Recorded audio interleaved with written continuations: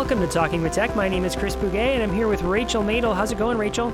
It's great, Chris. I'm really excited. We're at part 2 of our AAC and Literacy episode with Karen Erickson and Erin Sheldon. Super excited, and I actually have a story to share that relates to AAC and literacy. All right, let's hear it. So I was working with a student who came to me somewhere in the beginning of the summer. And this was kind of a long, drawn-out process with this specific student, 18 years old, 17 or 18. And the family had reached out a long time ago, about like a year ago, and said they were interested in AAC, or they thought they might be, and they weren't really sure. And that kind of happens a lot with me. I feel like parents kind of reach out, and they're like, oh, I'm not really sure. And then they circle back. So it's definitely something where it's not uncommon for me to have people reach out, and then, I'm like, okay, we can set up an initial, consultation or whatever it is that they are interested in, and then they circle back eventually. So that definitely happened with this family. But to kind of make a longer story a little bit shorter, we did a consultation for AAC. Student has had a device for a long time, like 7 or 8 years, but is not using the device. And after just a few minutes, actually, I decided to just kind of do some assessment with literacy, see, is this student able to type? And Chris, you would not believe it, but he has really good literacy skills. And to the point where the family was like, what? We had no idea that he was able to read and write. We had no idea. And so, I share this story, one, because I think it's relevant to today's interview, but also it's just so important that we are doing some, foundational assessments to see what a student really knows, and to make sure we're using those keyboards with kids, because, this specific example, this kid has been in school, since he was in preschool. He's been getting intervention since he was a preschooler. And no one knew what he was capable of because he does not have verbal speech. And, I'm sure that he has picked some things up along the way, but the fact that the parents had no idea that he was able to type and knew what letter names were and letter sounds and all of those things was really, really crazy. But I was super excited, and I was like, yes, not only am I excited to get you communicating with this device, but I'm really excited to get you typing and reading. And so I actually brought on board a reading specialist. And that's been a really good experience too, because this is a reading specialist that I've used with other students of mine that don't use AAC. And she's a really great reading specialist, and I really like working with her. And so I reached out to her and I was like, hey, I have a client. She typically works with younger kids. So, even just working with someone who's in high school was a little, I think, daunting for her. And she's never worked with an AAC user before. And so it's been really great showing her and kind of teaching her along the way how to use the device with him, how, working with someone who's nonverbal with reading can seem daunting and a little bit challenging. So that's been a really good collaboration that I've been kind of participating in with this reading instructor for the student. And it's just been a really beautiful kind of unfolding of what he knows, what he's capable of. And I have to say that the family, after that consultation with me, I think they had two feelings. One, we're so excited and hopeful for, what this means for his future. But they also had a lot of guilt and regret, and felt wow, how do we not know this? And so it's a hard situation. And the family got pretty emotional at the end. Like I said, both in a positive spin, yes, we're so excited, but then, wow, I don't know that I was doing what I should have been doing as, a parent, because it feels like I should have known this, or I should have advocated for this more. And, what I said to the family was, when you go to the doctor, you assume that the doctor knows what to do. And so when you take your kid to school, or you take him to speech therapy, you assume that, they know what's best. They know what to do. And so it's trying to communicate that to the family so that they understand that they didn't do anything wrong. They just trusted the professionals that were around this student. But it was kind of a hard conversation to have. But ultimately he's doing doing really great. So everyone's super excited. There's definitely an energy, within my team that's working with him and the family who's also, seeing what he's capable of. But I thought it was a really great story to share because this is part 2 of our AAC and literacy episode. And I kind of uncovered that a student that I was, assessing had the ability to type. Let me ask you, when you said a student goes to school and you expect the teachers to teach them in appropriate strategies in appropriate ways, and it sounds like maybe they did, right? Because he did get somehow he learned how to type and spell, and he knew clearly some orthography and what those letters, they look like and what they sound like, right? So somewhere there was some successes, right? Mm-hmm. Yeah, exactly. And there's really just some gaps in, his sound to letter correspondence, and especially with the vowel sounds, he gets kind of tripped up, which a lot of kids who are learning how to read have some struggles with vowels. But yeah, I mean, it shows that like something was going right. And now it's just a matter of just filling in those gaps so that he, becomes a stronger reader and writer. I have to say too, that something that I really love about this reading specialist is that she's really tried to get him really interested in reading and get him interested in books. And so that's such an important part of the literacy piece that I think that sometimes we forget about, really trying to nurture a love for reading. And that starts with just trying to find things that kids are really interested in and excited about. We're using Epic Books with him, which is a really great website, has tons of different books that are all digital, so really great for telepractice. But you can kind of assign students books and find things that are interesting and exciting for kids. You can change the reading level to kind of search for what you need.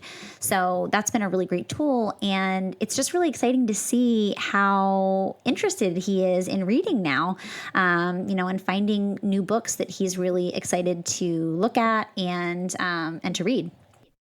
I think self-selecting books is a fantastic strategy to talk about and to use with students. In fact, that's where I see some people kind of go awry sometimes, is that you force kids to read certain types of books. It's assigned to you. The expectation is you do it. And that's not to say that can't work sometimes. I mean, certainly that's been an ongoing strategy. But self-selecting books is where you get that love of reading.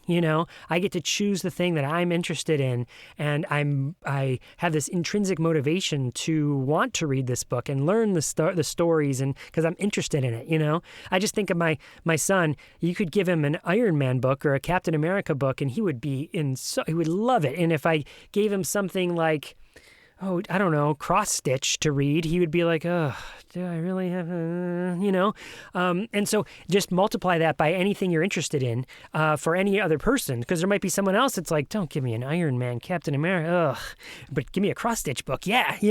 So doing that self-selecting, I think, is a really important. An Epic Book sounds like a great tool for that, Yeah, and that's the thing, too, is whenever I'm reading a story or doing shared reading or using a book in my therapy to elicit language, regardless of the student's age or diagnosis or vocabulary, that we're working on, it's so great to just have kids pick what they want to read. I think oftentimes we're like, okay, like I'm going to focus on the core word open today. And I have like this book that I know is great for open. And there's a time and a place for that. But if we're really thinking about shared reading and developing a love for reading and a love for books, it starts with just saying, what should we read today? Mm-hmm. And in person, it was like, I would take kids to my bookcase and be like, pick out what you want. And sometimes kids would pick out like books and I'm like, I don't know how I'm going to do speech therapy with this book today. But they had the, inspiration and motivation to go select that specific book. That book spoke to them. And so, I think that that's part of the process, is just like really advocating to have our students pick the books that they want to read, from our bookshelf or your virtual bookshelf. That's why I love Epic Books. We can type keywords in, like, so what should we read a story about today? Like, dragons? Let's see if there's any books about dragons we can read. So there's lots of different ways that you can do that. But I think it starts with just like getting kids loving reading and picking the books that they find interesting. What's another great resource there is shared.tarheelreader.org, or just Tar Heel Reader. And who helped develop Tar Heel Reader? Karen Erickson. Karen Erickson. I know exactly who helped develop it. And that's the second part here. We're going to listen to Erin Sheldon and Karen Erickson talk about literacy strategies.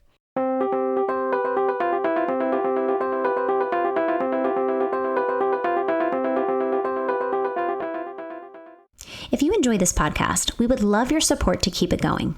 You can become a VIP listener by joining our Patreon community. Your contribution allows us to cover the costs of this podcast and pay our team for all of their hard work. You also can get some really awesome bonus content with behind-the-scenes videos, new tech-related therapy ideas, and lots of other perks we reserve only for our Patreon. To join us, go to patreon.com/talkingwithtech.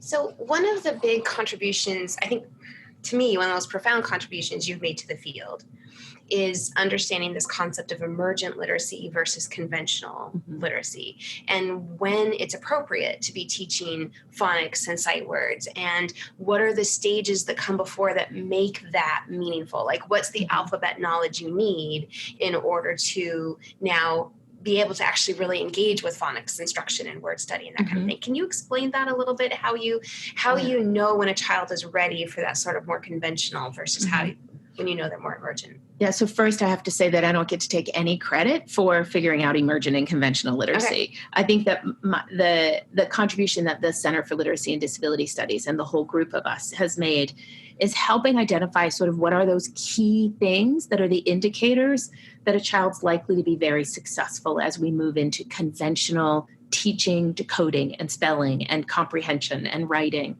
And as we're teaching those skills, what we've learned through years and years and years of work is that the indicators that let us know we're maximizing the likelihood of success. And notice I'm being really careful not to say ready. Right? Because I think every notion, every time we use the word ready, we invoke a candidacy. And we cannot have candidacy. We can't have, you have to be at this point before you get to be in my classroom. You have to be at this point before I'm going to start teaching you. We have to have an understanding that there are always things we can be doing to increase the likelihood that a child's going to be more successful as we move forward tomorrow. So in the area of literacy, we have all of these emergent literacy things that we do. And I think that we've played a big role in defining some specific routines that we've been able to really clearly articulate how to make them accessible to children with some really complex multiple disabilities. But all of these emergent routines are intended to help build 4 primary areas of understanding. And we've turned those areas of understanding into simple yes/no questions. And so we ask people to ask themselves, does this child know most of the letters most of the time? Does the child have a means of communication and interaction? Are they interested and engaged during shared reading? And the really important thing there is if you're offering them a carrot to sit down and read with you right now. So if you read this book with me right now, then you can have your video. That's not interest and engagement. That's a kid who's doing what you want them to do to get what they want. You have to have that child at the point where when you invite a shared reading opportunity, they're looking forward to it in the way most children look forward to a bedtime story. Right? Like they want for to its have own that. value. Its own value, not because it's going to get you, right? Children value bedtime story because it gives them more time to interact with their parent before they have to go to bed. That's what we want. They're not valuing it because, oh, goody, when we finish this, you're going to turn off the lights and make me go to sleep, right? Like it is about its value is in promoting that sustained interaction and engagement. And that's what we want all kids to be interested in. So back to these 4 questions. The first one was knowing most letters most of the time. The second one was having a means of communication and interaction. The third one was being interested and engaged during shared reading. And the fourth is understanding that writing is about letters and words. It doesn't mean you can use letters and words to write yet, but you understand that mom is making a list to help her remember what she needs to buy at the grocery store. You can't make that list, but you get that there's some meaning in these letters that have been written down that have some purpose somewhere else. All those 4 things, when we get children who we can say yes to those 4 questions, our experience is that we have put them in a position to be highly likely to benefit from teaching them comprehension, teaching them phonics or decoding, teaching them spelling, teaching them reading and writing skills. But it doesn't mean we wait for those things to magically appear. If we have a no, we start today doing the series of interventions that we define as our emergent literacy routines. And so, yes, there are things we can do every day to increase likelihood of success moving forward. That's not going to happen in the absence of really carefully thought out creating those learning opportunities. I think in the context of inclusion, then we have this challenge of people think, oh, I have a 16-year-old who's still emerging. Why would I put them in a general education classroom? Because in general education, we're working on these much higher skills. But these routines that are the emergent routines can happen beautifully in the context of a general education classroom. One of the stories that I heard was a high school 10th grade biology teacher who had a child included who was a beginning symbolic communicator who was absolutely merging in literacy understandings. And in the context of biology, right, like they're whipping through a chapter a week in that 10th grade classroom. And the teacher's just set up this routine to introduce vocabulary at the beginning of every week using our predictable chart writing structure. Right. So the children without disabilities who are 10th graders who are learning at this rapid pace, this really high level context, they would get, they'd have a predictable chart where the title would be cytology, right? And then there would be this simple repeated stem, right? It has to do with blank. It has to do with blank. It has to do with blank. And the teacher, in a matter of 3 minutes, doing the same kind of overview of this big idea that they were going to be looking at that week, would get kids to connect this new idea with things that they knew. And in the process would end up creating the predictable chart that now became this rich learning opportunity for this child who needed that emergent instruction in the classroom. The other thing that happened for the child with more severe disabilities who was in there is that kid is getting support from the peers as they're connecting this new idea to the known ideas they have. And now these peers are helping this kid with, it's not their intent, but in fact, most of the time there ends up being a Karen Erickson sitting in one of those classrooms who's really interested in Maggie, who really wants to think about how do I answer that question in a way that makes sure Maggie understands it? Right. What's the word I can fill in that increases that? There's a Karen in every classroom, in every school, who if we provide that opportunity, Karen's going to do better because now I'm going beyond my first gut level response to really thinking about, all right, I get this new concept.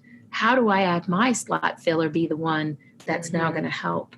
Shared reading then, where we have these rich interactions, I just created the text using this predictable chart that now becomes the shared reading that I can do with this child who still needs emergent that's completely related to what's going on in the classroom. Those general education 10th grade biology students are writing in their lab books every day. They're writing about this experiments they're doing. They're taking notes. All of those provide opportunities for me to engage in emergent writing. What changes is my expectation of what it's going to look like on the piece of paper, not my expectation of this emergent reader and writer doing reading and writing also. They can choose a topic that's related to what everybody else is writing about, and then they're going to try to write about it using access to the whole alphabet. So we've acted as if it's some rocket science to figure out how to do that, but it's really not. No. And if we can provide sustained instruction over time that's really focused on building understandings and skills in these core areas, we then get the kind of enduring learning where it doesn't just look like it's working right now, but it contributes to more progress next year and the year after that.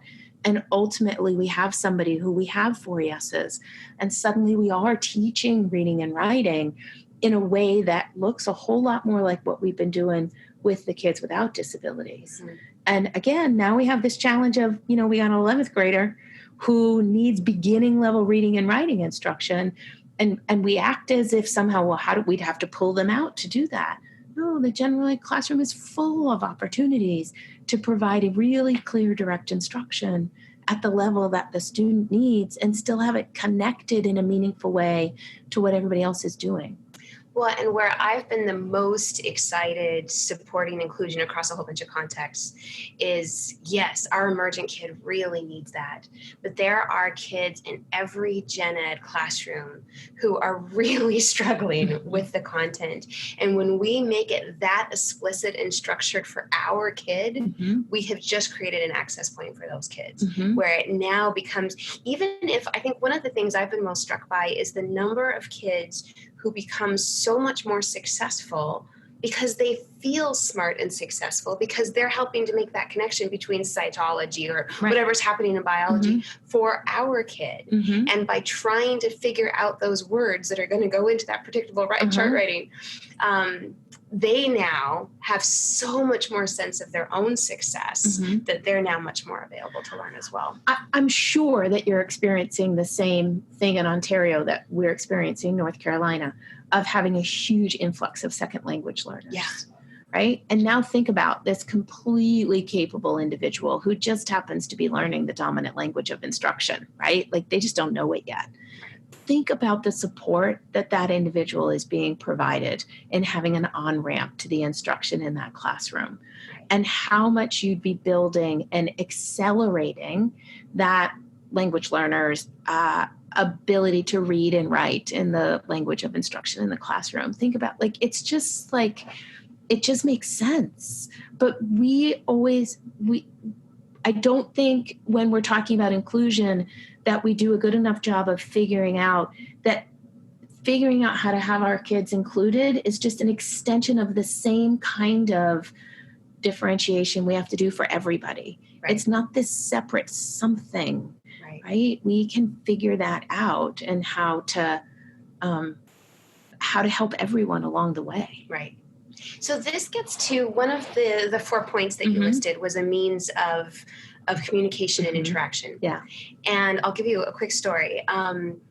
What we found from Maggie when she was in, I think it was 7th grade, Ontario got a big influx of refugees from Syria, many of whom were not literate in their first language because of everything that they had just survived in order to get to Canada in the midst of a war and all of that sort of thing.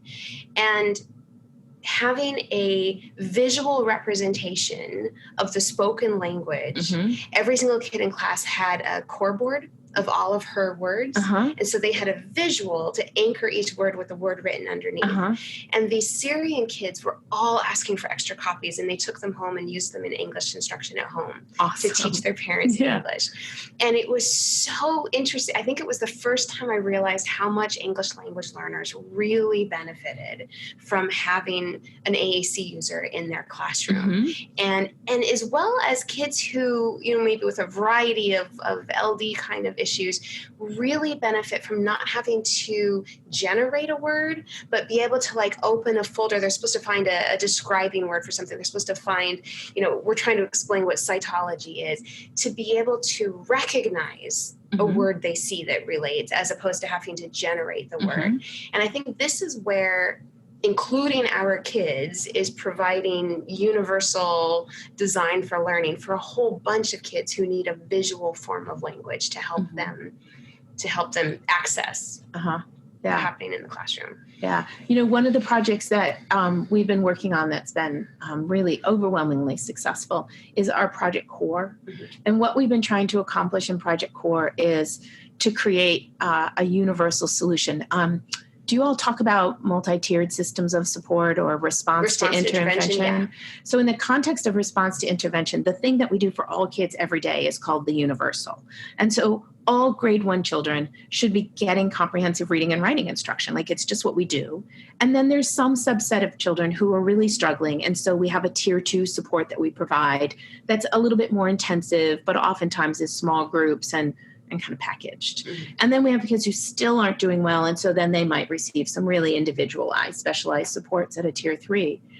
And for kids who use communication supports, the answer has always been just go directly in at tier 3. Right. And one of the challenges, as we've talked about before, these models where in order to get that specialized service, you have to have already mastered a set of skills well, the reason you rose to the top of the model is you couldn't learn those things. So then how do we get you the specialized service that you need if you can't learn those skills to begin with, right? So I think I've understood that it's like you have to have 20 symbols. You have to demonstrate you can use 20 symbols in order to be a candidate to get AAC. Well, for me, that's a reasonable tier 3, but you have to be doing something to help the child learn the symbols in the first place. It's not like you could just wait and developmentally suddenly they're going to know them. We have to teach them.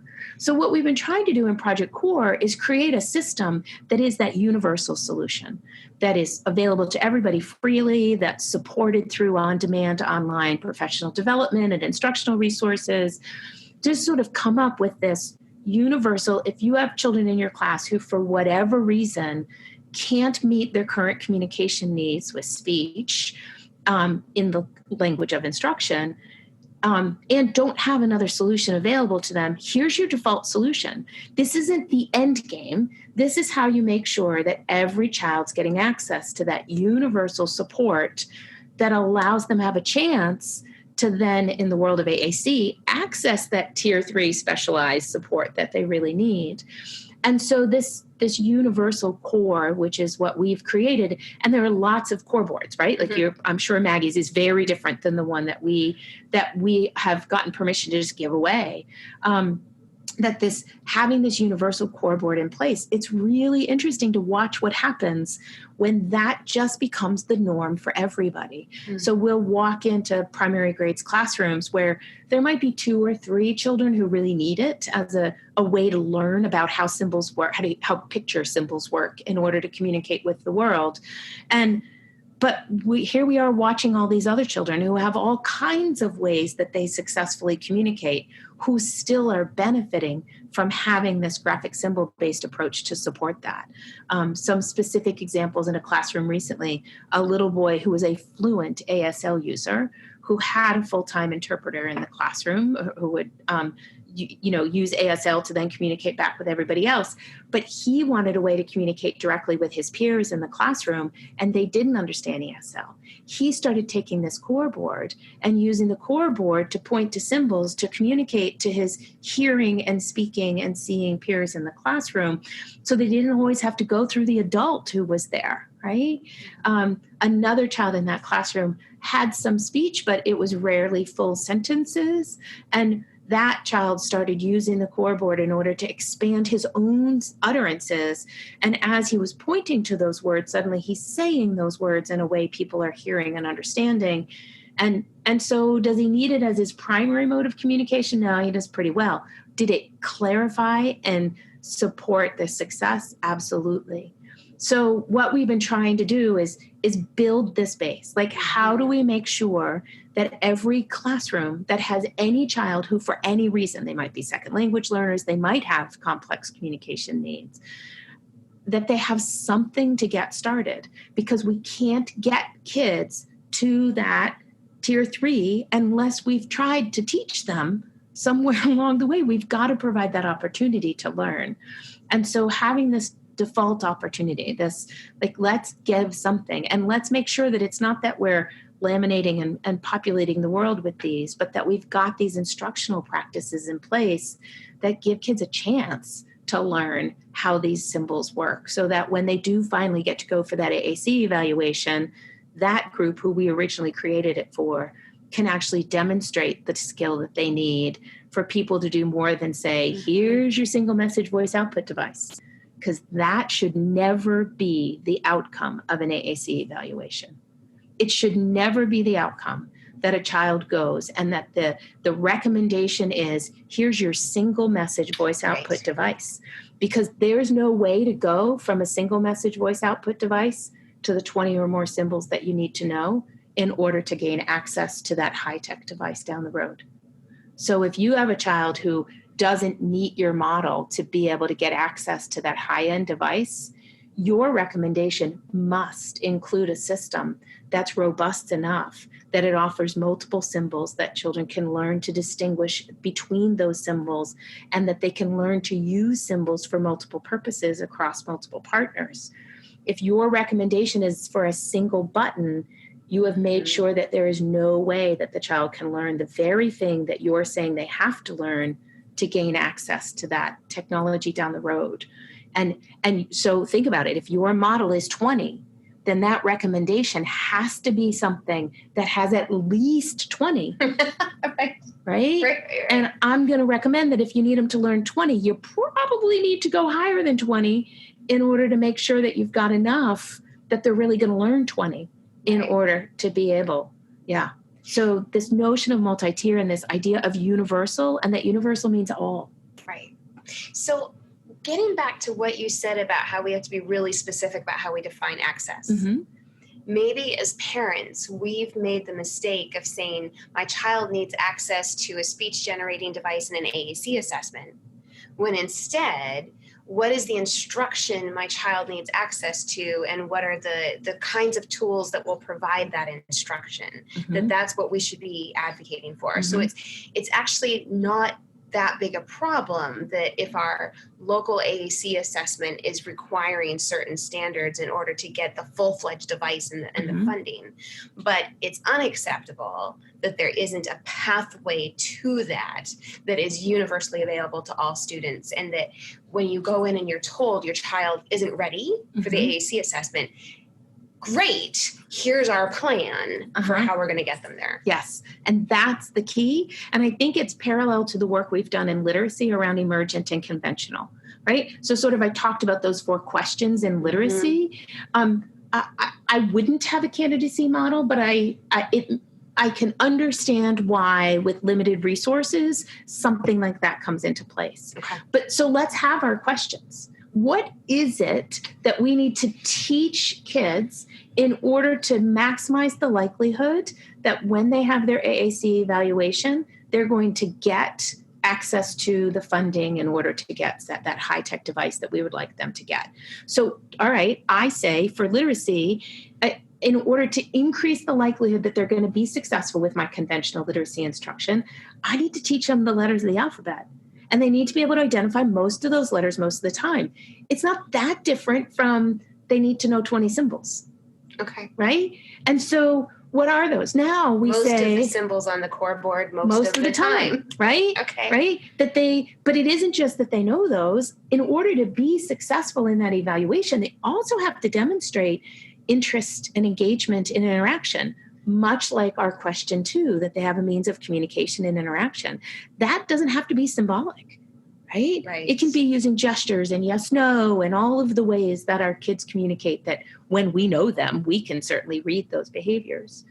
That, okay, so let's identify what that is. Let's identify that they need to understand that writing is about letters and words. Well, in communication, they need to understand that these pictures carry meaning that is about communicating with other people. So let's identify those things so that then we can figure out, well, then what is the emergent instruction? What are these things? And I think we've done that in Project Core. I think we've provided people with that you need to make sure every child all day, every day has access to a symbol-based means of communication. And for us, it's our universal core.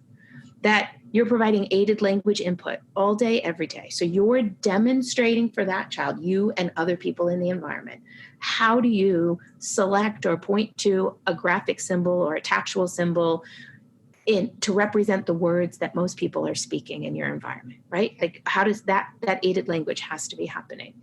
That we're going to teach everyone to attribute meaning to all of those things that you do with your body to communicate.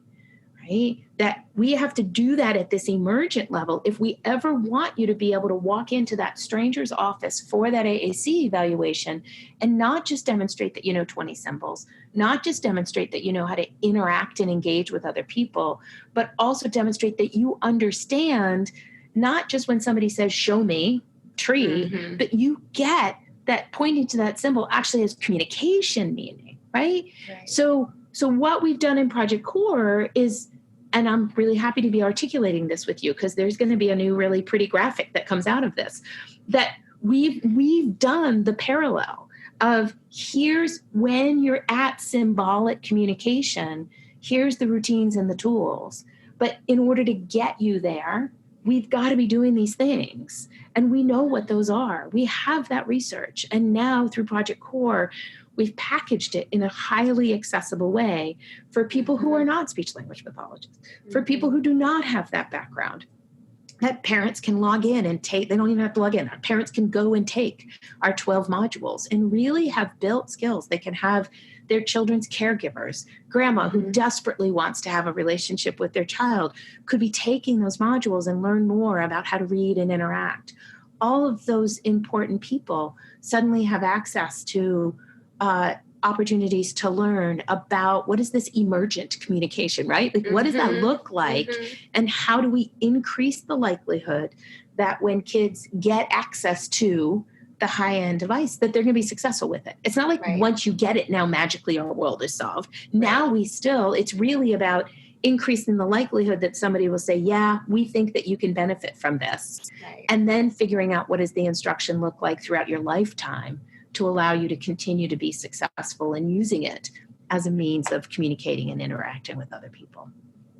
I honestly thought I had learned everything I could learn from you, and you have just connected even more dots now that I had not connected that way before. That was incredibly powerful. Very cool.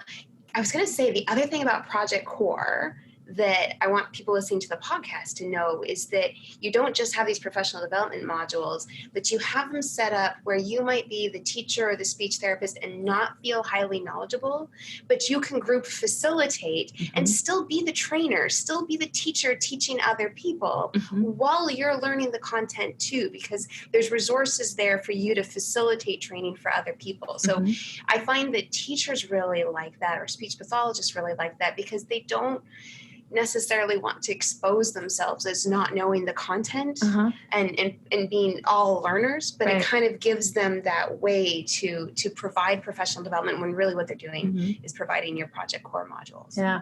And I feel like teachers are more guilty of this than speech pathologists, but I'm a teacher. We're often afraid to claim expertise. Right? When we do workshops and we do these camps, and I just can't tell you how often teachers preface what they're going to say with, I'm just a teacher.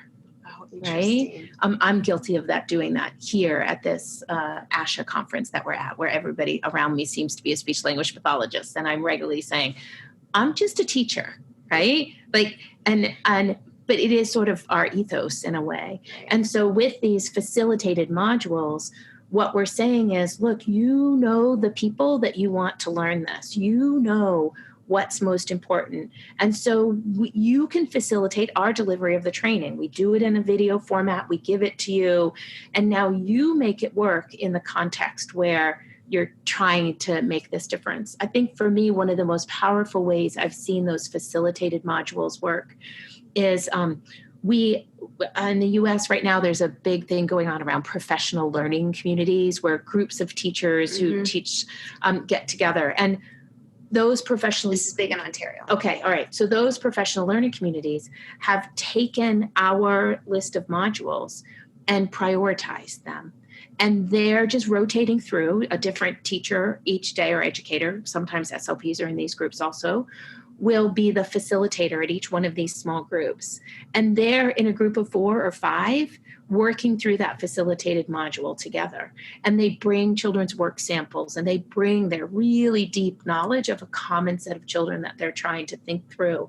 And they're doing these modules in that context, and putting together these really nice professional learning plans that administrators, that oftentimes we have to turn those plans into, tend to be really impressed with, because it's directly related to these children that they're trying to figure out.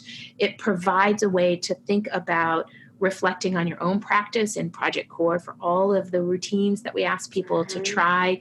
There are these self-reflection and observation tools. And so we recommend that if you're working in these small groups, that you would take the module and take the associated reflection tool and go and do it and gather your own data on your own practice and then come back together. And so often when we do this, we're looking at kid data, when until we know that we're doing the best that we can do, it's really hard to think about, is this working for the child or not? Like, well, are you with some level of fidelity, trying to do all of the things that you could do to maximize the likelihood of their success. So that really small group format where teachers are working through it together has been super. It's exciting to be a part of those groups when we see it happening.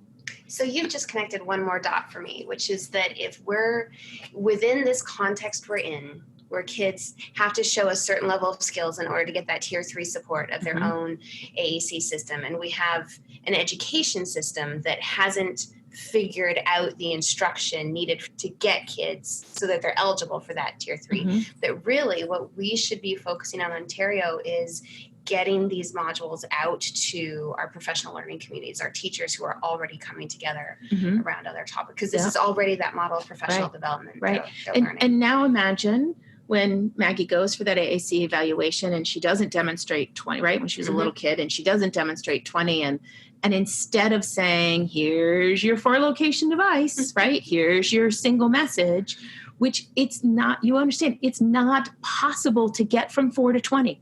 Right. She didn't have access to what she needed to even begin to get to the bar that they've set. And so it becomes this, like, it's just not fair. Like, maybe she won't learn it, but she can't learn it if you don't provide that opportunity. And so what if instead of that, the recommendation comes back with, here's the things that we notice she could do, because we've used the communication matrix. We've used some tool that's a criterion tool that helps us not just focus on what kids can't do, but helps us focus on what they can do, with some recommendations for how to build on what she already can do. And then potentially, and we're going to schedule your repeat visit for 12 months from now.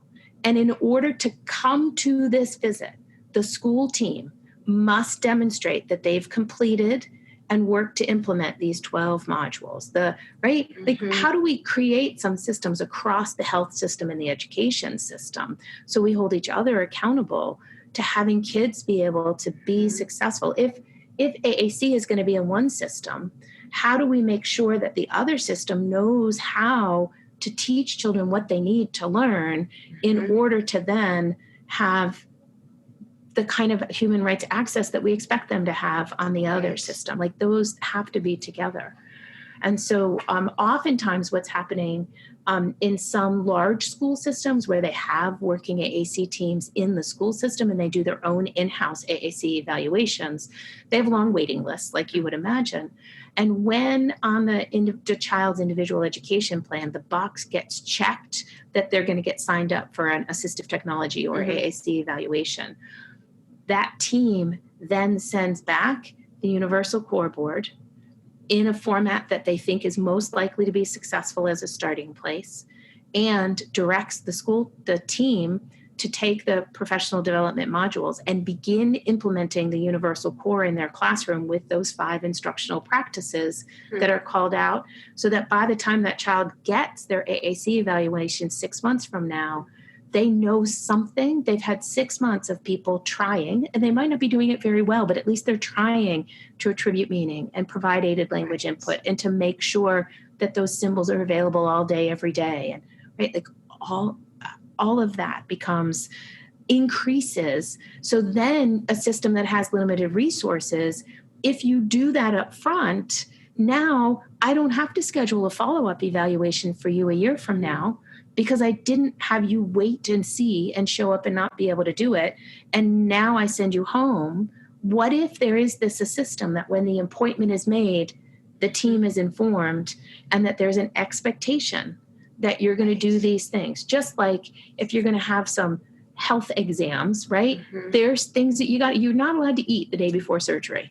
Right. And if you show up and you say, well, I just had a little bit of breakfast, you don't get to have the surgery that day, right? I was hungry. I ate a little bit. Well, guess what? Okay, that was your choice. But now, and so now we're not going to waste the resources on an evaluation for a child who's never had any opportunity to learn. Right. But why would we expect them to know how to do this if no one's tried to teach them how to do this first? And so do we make the system more efficient by having some sort of universal solution up front?